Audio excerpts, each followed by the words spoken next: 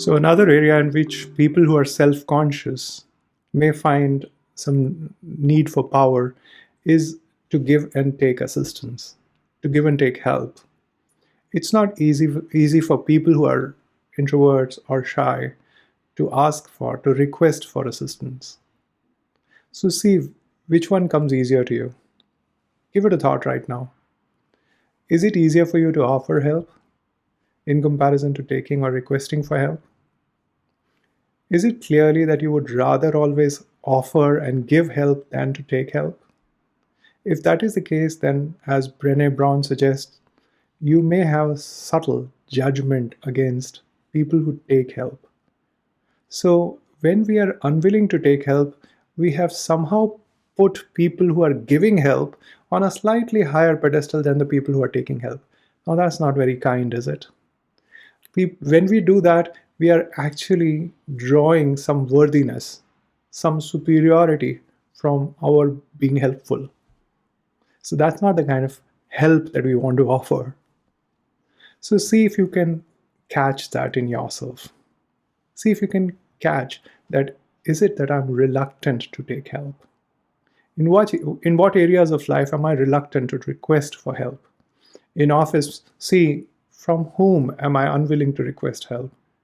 And can I not bring myself to be generous to ask for help? You see, when you ask for help, you are letting the other person feel that they are able to be of assistance to you. You are letting them feel of service. Isn't that an act of generosity?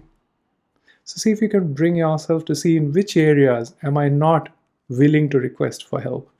You see, far too many people that I'm coaching are unwilling to even request for jobs when they need a break. So it is to practice that will liberate you.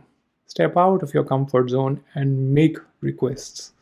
Another area which does not work for a lot of people is willing to ask for business or payment when they are working for themselves.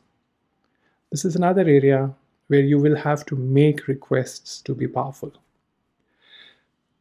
But there is another extreme to it as well. So while you are liberating yourself to ask and request for help, demand assistance, I'm also inviting you to pay attention to others who may need your assistance.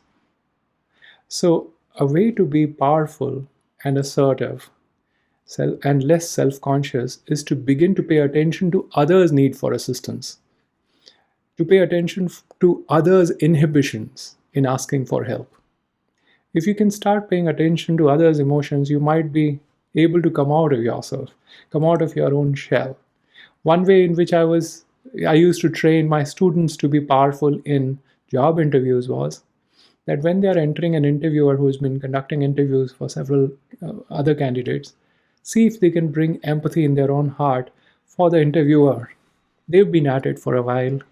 Can they bring compassion for the guy in their own heart? Pay attention to how tired they may be. See if you can bring them a glass of water. Ask them if they would like to have a tea or something else. See if you can, if you are actually visiting them, then that this is not possible. But just being aware and conscious about their needs and their exhaustion might bring you out of your own worries about your self-consciousness, and it'll bring you into a greater space of compassion and empathy. And when you are answering those questions, you might do it in a fashion which is better understandable, not because you are worried about how you look, but because you want them to get it sooner and easier. You want to make it easier for them, and that makes you powerful. It makes you at a level at which you are able to give service. See if you can begin to pay attention to others' needs and see if you can offer service. That's another way in which you can actually permit yourself to be more and more assertive. And you see, you don't need to go looking at the most needy to offer help. Your purpose can be served with people just now around you. It could be a family member whom you could listen to and serve by listening.